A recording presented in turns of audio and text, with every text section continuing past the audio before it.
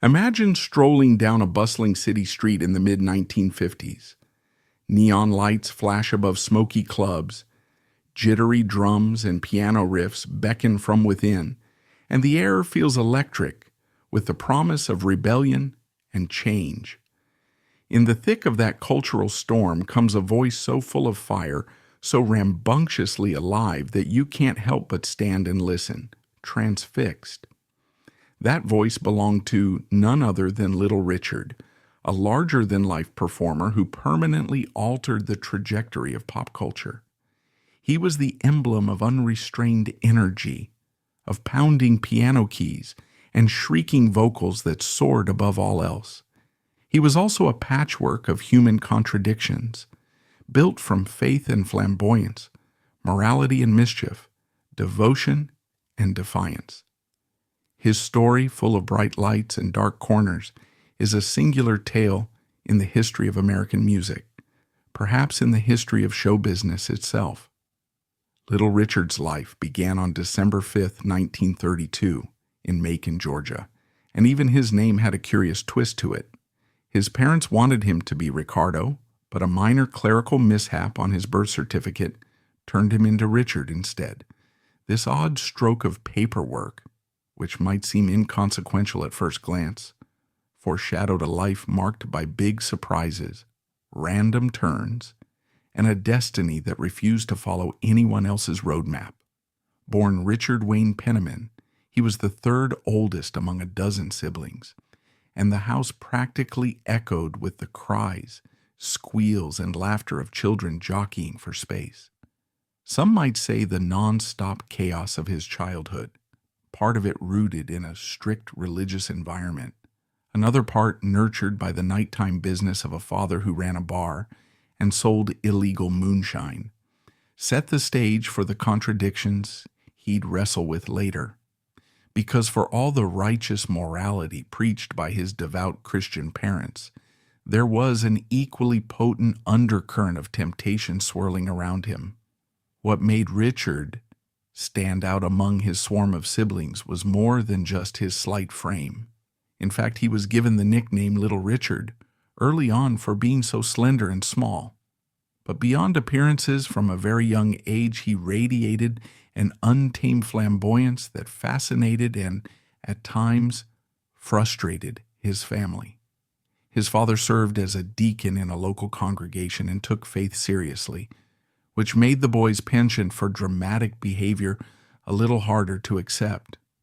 With one leg slightly longer than the other, leaving him with an off-kilter walk, Richard found himself teased by peers, yet he never let that hamper his spirit.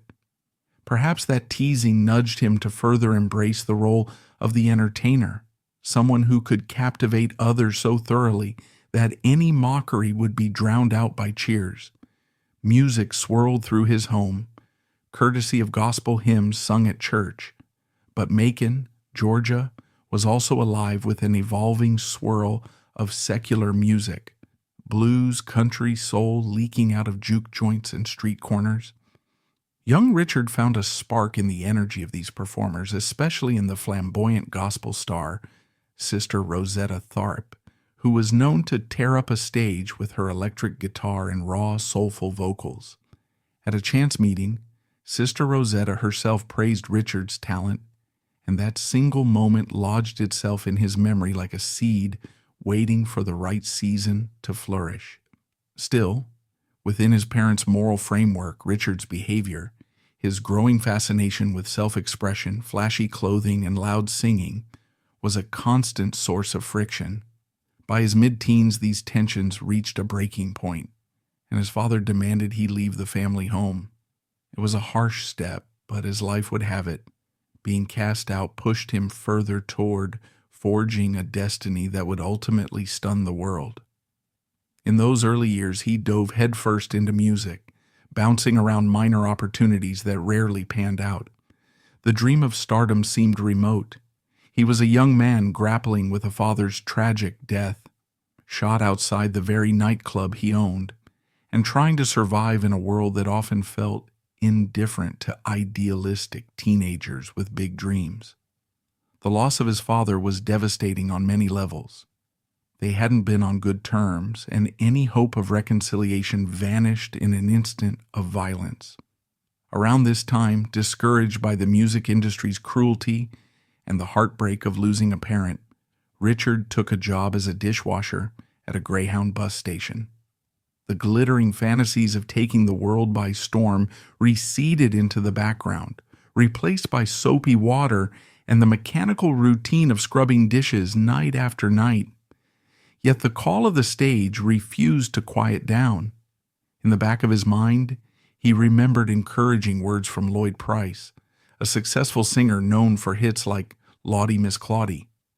Price had told him, in no uncertain terms, that he had something special, something worth not giving up on. Slowly, this memory emboldened Richard again. A glimmer of belief flickered. Maybe he just needed the right circumstances. He decided to keep pushing, even if the path ahead was murky. He re-entered talent competitions, jammed at local clubs, and let that wild on-stage persona break free bit by bit. A major turning point arrived when he entered a talent contest that not only boosted his confidence by awarding him first place, but also led to a small recording contract. Although those initial recordings didn't make waves, they served as proof that someone, somewhere, believed in him. But behind the scenes, heartbreak and disappointment lingered. The label boss, Don Roby, withheld the money Richard was owed. Tensions flared, culminating in a violent incident where Roby struck him unconscious. Disillusioned once again, Richard left Roby and returned to Georgia, resigned to burying his show business aspirations.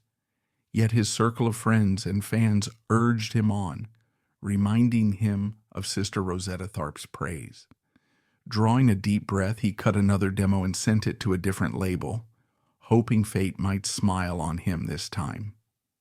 In one memorable recording session, a bored and restless Richard wandered off to a local club during a break.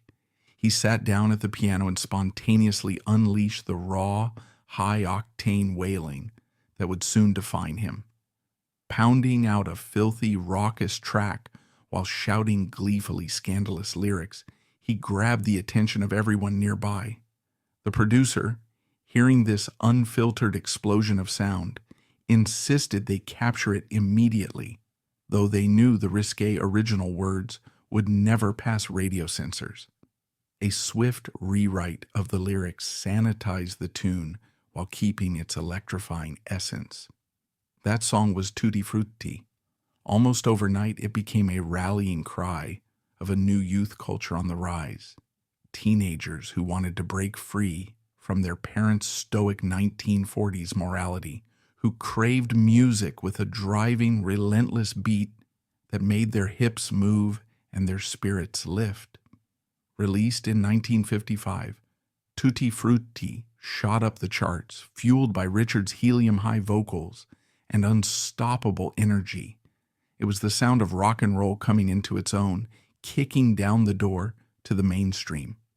At the same time, Pat Boone released a milder cover version tailored for white audiences who in many cases never heard or purchased music by black artists. This practice was sadly common, labels capitalizing on the talents of black performers while giving more visibility and financial backing to white cover artists. Yet despite Boone's sanitized take, there was no holding back Little Richard. Suddenly, radio stations and concert halls across America were buzzing with chatter about the irrepressible showman. Tutti Frutti, followed by hits like Long Tall Sally, Lucille, and Good Golly Miss Molly, solidified him as a star. He cranked out one classic after another, each laced with pounding piano, howling vocals, and a pulsating rhythm you could practically feel in your bones. But the hits alone weren't what set Little Richard apart. His stage presence was nothing short of revolutionary. He didn't just sing and play, he exploded onto the stage like a firecracker. He'd leap, scream, roll his eyes, bang on the piano as if it were an unruly beast he aimed to tame, then toss out anything he could get his hands on, shoes, jewelry, even mink coats, into the audience. This mania felt dangerous and exciting, especially during an era still bound by racial segregation. Here was a proud, flamboyant black performer demanding attention from audiences both black and white. Importantly, he refused to perform for segregated crowds. Where many venues still separated people by race, he made it clear that wasn't acceptable at his shows. This stance drew anger from extremist groups who decried the mixing of races in any public context, going so far as to buy television ads that condemned him. But that only added to the swirl of rebellion that surrounded him, because rock and roll itself had become a symbol of generational and social upheaval. His flamboyant style and boundary-pushing showmanship directly inspired a slew of British musicians, eager to latch onto the energy coming out of the States. On a tour in Europe, a little-known group called the Beatles opened for him, absorbing his stagecraft, wide-eyed and hungry for any tips they could glean from a master performer. Paul McCartney, in particular, studied Richard's vocal techniques, mesmerized by the ability to hit those screaming high notes that sent fans into a frenzy. McCartney later credited Little Richard's influence as fundamental to his own singing style, pointing out how he learned to belt out rock tunes by mimicking that famous whoop. Yet beneath the blinding spotlights of success, Richard's personal life was complicated. He experimented with aspects of his sexuality in ways that pushed even the risque boundaries of the rock and roll lifestyle. Stories circulated about him cruising around with a female friend who would pick up men, allowing him to watch their intimate encounters. These escapades landed him in real trouble more than once, especially given how local authorities policed such behavior, often with aggressive sting operations. Rumors also spread about restroom encounters and arrests for voyeurism, allegations that overshadowed the star's popularity with controversy. At a time when homosexuality was still criminalized in many places, these rumors had the potential to destroy his career. These clashes between his faith and his urges weren't new. He had spent part of his youth at a religious seminary with an eye toward becoming a minister. But the formal path to ministry ended after a scandal in which he reportedly exposed himself, causing a swift expulsion. Later, more incidents mirrored the same pattern: arrests for lewd behavior, run-ins with the law, moral guilt colliding with unstoppable desires. Eventually, he struggled publicly with that dual identity, champion of rock's unrestrained expression, yet also someone who claimed to hold strict religious convictions. In time, he went so far as to label homosexuality unnatural, openly condemning the behaviors he himself had once indulged. Onlookers were left to watch the ping-pong match of his declarations, as he swung between devout religious preaching and raw rock and roll abandon. But while the headlines revolved around his scandalous personal life, his professional life continued to intersect with future superstars. For instance, he employed a young guitarist named Jimi Hendrix, who was then virtually unknown but already astonishing with his innovative guitar playing. Hendrix's time in Little Richard's band didn't last long. The flamboyant frontman insisted on the spotlight, expecting band members to abide by strict appearance standards and follow his rules. Hendrix found that stifling and left, claiming that Richard also hadn't paid him enough. Another artist who briefly crossed paths was James Brown, who actually stood in for Richard on stage on more than one occasion, impersonating him for shows Richard had double booked. These moments add layers to the tapestry of rock history, how icons like Hendrix and Brown orbited around the unstoppable gravitational force that was Little Richard before they themselves rose to stardom. Despite the turbulence of his on-the-road lifestyle, Richard never fully cut ties with his Christian roots. He even officiated weddings for celebrities like Bruce Willis and Demi Moore, Tom Petty, Cyndi Lauper, and Stevie Van Zandt. An unlikely role for a man once accused of everything from indecent exposure to subversive racial unity. All the while, he forged new family connections, adopting a son named Danny, whose mother had died. Danny became a quasi-bodyguard, traveling with Richard, and eventually dipped his toe into the music business with a rap career. One of the most bewildering chapters in his story came in 1957, near the peak of his early fame, when he unexpectedly quit rock and roll. As legend has it, during a turbulent flight from Melbourne to Sydney, he looked out the plane's window and saw what he believed to be a blazing fireball in the sky, a divine sign that urged him to abandon his worldly ways and devote himself fully to God. Shaken to his core, he made a public declaration that he was done with rock music. That supposed fireball turned out to be the Russian satellite Sputnik 1. But for Richard, the meaning was clear. He soon joined a religious college with the intent of becoming a minister, and in a sign of just how seriously he took this about-face, he even relinquished claims to the royalties of his smash hits. In that period, he traveled as an itinerant preacher, leading revivals and singing gospel tunes in small churches. It appeared he had severed his ties to the pulsating rock world that had once worshipped him. But the demand for his brand of showmanship wouldn't disappear. Some savvy promoters convinced him to travel to Europe in 1962 under the pretense of a gospel tour. Upon arrival, he realized fans wanted the old Little Richard. They booed when he stuck to gospel songs. Watching Sam Cooke thrill audiences with the kind of music Richard had once championed, he had an epiphany. Maybe he wasn't ready to be done with rock and roll after all. Perhaps the fervor he poured into his ministry could be channeled through the same flamboyant anthems that first put him on the map. And just like that, he went from repentance to Long Tall Sally in the blink of an eye. It was a triumphant return, and fans erupted with joy to see him back in form. Throughout the 1960s and beyond, he managed a balancing act between sacred and secular influences.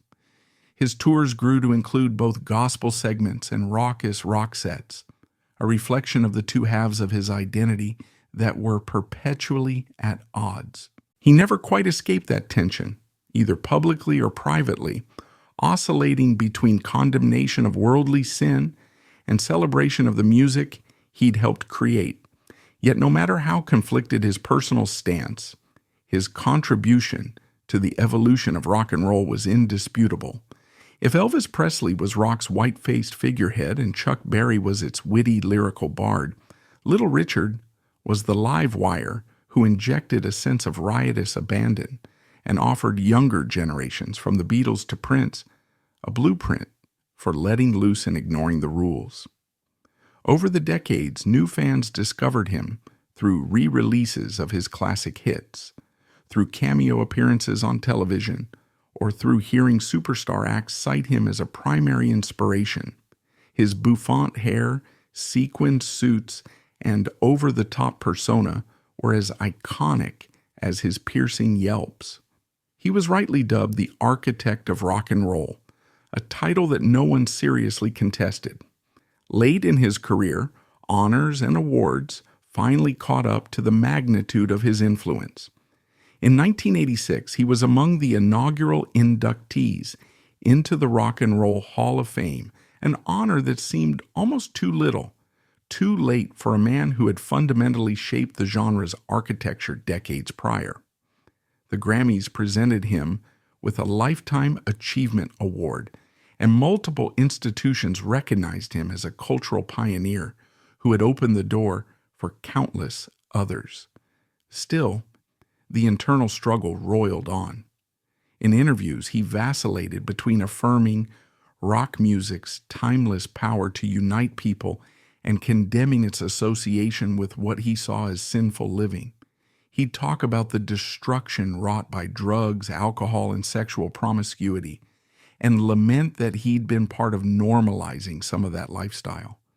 In other moments, he seemed proud of the ways he'd shattered racial barriers, of how he'd forced the music industry to recognize the brilliance of African American artists, and of how he'd given so many future stars their first big break. Fans who had followed him for decades came to expect these contradictions as part of the package. He was Little Richard, after all, a man of extremes, of screeching notes and hushed prayer, of polished suits and sweaty mania, of devotion to God and devotion to the stage. Through it all, time left its mark on him as it does on everyone. He developed health problems that made touring more difficult. Knee and hip issues hampered his signature bounding stage movements. Yet, even in advanced age, he'd sometimes surprise crowds by ripping into a piano riff at a festival or special event, conjuring some of the old magic that had once made him unstoppable. Each time he played, it felt like a gift from a legendary figure, a living piece of rock's foundational story, who had seemingly stepped out of the black and white photos of yesteryear to give audiences a jolt of the past. It all came to a solemn close on May 9th, 2020, when Little Richard passed away at the age of 87 from bone cancer. The outpouring of tributes spanned genres and generations, illustrating that his influence had touched nearly every corner of modern music. Paul McCartney spoke about him again, praising him for teaching him to sing. Mick Jagger of the Rolling Stones lauded his audacity, his showmanship, and his unwavering passion for the music he loved. Younger artists, too, pointed out the obvious lineage. Without Little Richard's unhinged piano pounding and wailing screams, the entire edifice of rock might have looked drastically different. He was there at the ground floor, hitting the keys, howling into microphones, and refusing to apologize for his style, his stage presence, or his insistence on bridging racial divides. Even if, at times, he renounced portions of that legacy, it belonged to him forever. The unstoppable showman may have left the stage, but the echoes of that mania, those urgent piano rhythms, and that shriek of A-wop, bapa, loo, bapa, wop, bam, boom, continue to reverberate in every rock track that followed. So let's celebrate the life of Little Richard for what it was, a kaleidoscope of gospel choirs, seedy nightclubs, record deals gone wrong, chart-topping successes, wild tours in Europe, boundary-smashing integration efforts, personal indiscretions, heartfelt sermons, and that lightning bolt of a voice. He lived enough for several lifetimes, influencing music giants along the way, leaving behind a legacy that will forever burn brightly in the annals of rock and roll. And if there's any lingering doubt about his importance, all you have to do is drop the needle on an old vinyl of Tutti Frutti or Long Tall Sally. Feel the pounding piano, the frantic cymbals, that unstoppable crescendo of raw energy. That's Little Richard in all his untamed glory, inviting you one more time to join in the madness, and reminding us that true originals never really die. They resonate forever, each note a reminder that once upon a time, a small kid from Georgia grew up to blow the doors off popular music and dared an entire generation to get up, shout, and shake off the chains of the ordinary.